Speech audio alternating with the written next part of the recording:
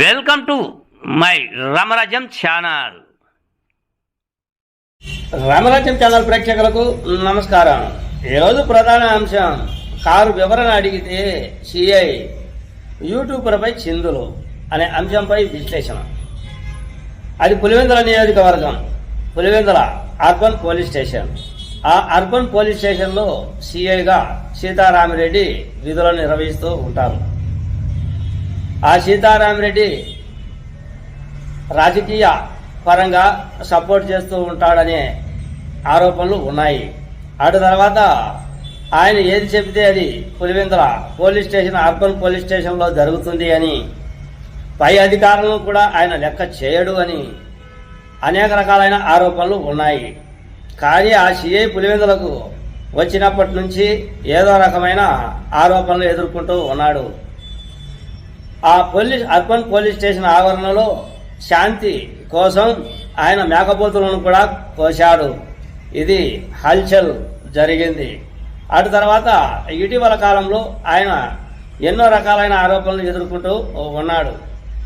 అయితే ఈ విషయాన్ని పక్కన పెడితే పై అధికారులను లెక్క చేయని సిఐ సీతారామిరెడ్డి అనుకోవచ్చు. పై అధికారి అంటే డిఎస్పీ అనుకోండి. ఈ చర్చ పులివెందుల్లో నడుస్తూ ఉంది. పై అధికారులకు సరిపోలేదు సిఐ సీతారామిరెడ్డి అనే వాదన కొనసాగుతూ ఉంది. సరే, ఈ విషయాన్ని కూడా పక్కన పెడితే నాకు అందిన సమాచారం,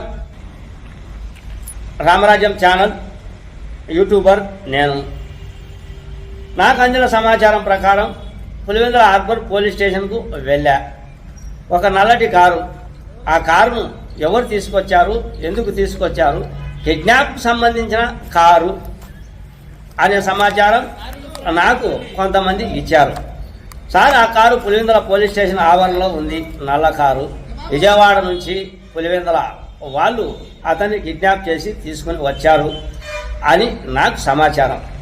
ఆ సమాచారం నిజమో కాదో అబద్ధమో మీరు ఆ పోలీస్ స్టేషన్ వద్దకు వెళ్తే నల్ల కారు ఉంటుంది అని నాకు సమాచారం ఇచ్చారు. సరే, నేను సమాచారం కనుక్కున్నాను అని అక్కడికి వెళ్ళి ఆ నల్ల కారు వీడియో తీస్తూ ఉన్నా.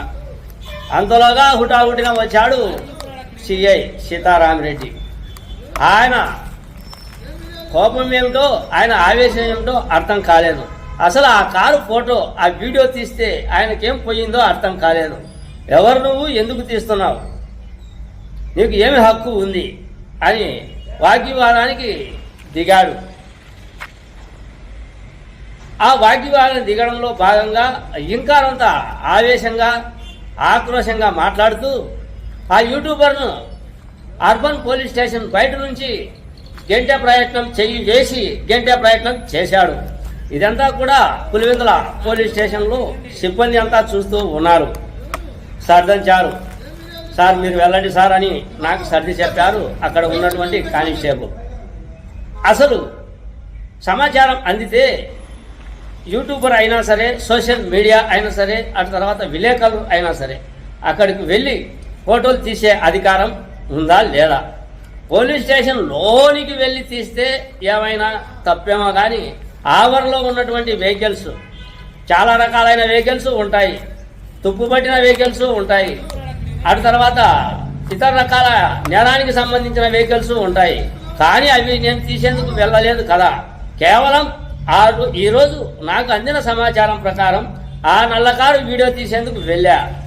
ఈయనకంత ఆక్రోశం ఎందుకో ఏమో అర్థం కాలేదు. కానీ యూట్యూబర్ మీద ఒకనొక స్టేజ్లో ఆవేశంతో బయటికి నెట్టే ప్రయత్నం, స్టేషన్ నుంచి బయటికి నెట్టే ప్రయత్నం చేశాడు. అంటే ఈయన చేతిబాటని దెబ్బ తినింది అనా, లేక అర్రే బయటపడింది అసలు విషయం అని ఆయన ఆశ్చర్యానికి గురై నా మీద తీవ్రమైన ఆక్రోశం చూపించాడు అని ఏమని అర్థం చేసుకోవాలి? పరిస్థితుల ప్రకారం చూస్తే కొత్త కాదు కదా.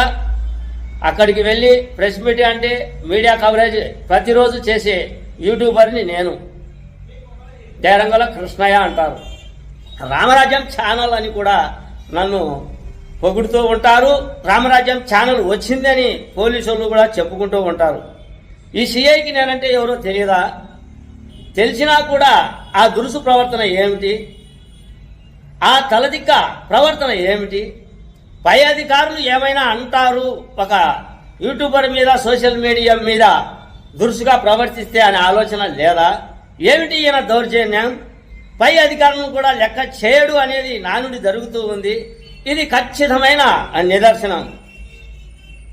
రాబోయే పరిస్థితుల్లో పులివెందులలో ఏదో మాజీ సీఎం జగన్మోహన్ రెడ్డి ఏరియాలో పోలీసులు పనిచేసుకుంటూ వెళ్తూ ఉన్నారు. వైకాపా నేతలను అడ్డుకట్ట వేయడానికే పనిచేస్తున్నారా? తర్వాత సోషల్ మీడియాను కూడా రాబోయే కాలంలో అడ్డుకట్ట వేసే దూకుడు ప్రయత్నం చేస్తూ ఉన్నారా? ఒకసారి సోషల్ మీడియా కానీ అటు తర్వాత ఇతర రకాలైన జర్నలిస్టులు కానీ ఆలోచించాల్సిన అవసరం ఎంతైనా ఉంది. ఎందుకు చెప్తూ ఉన్నాను అంటే, ఈరోజు నా మీద అనవసరమైన ఆక్రోశం, ఆవేశం చూపించిన వ్యక్తి రేపు పొద్దున ఎవరి మీదైనా చూపిస్తాడా? చూపించలేడా?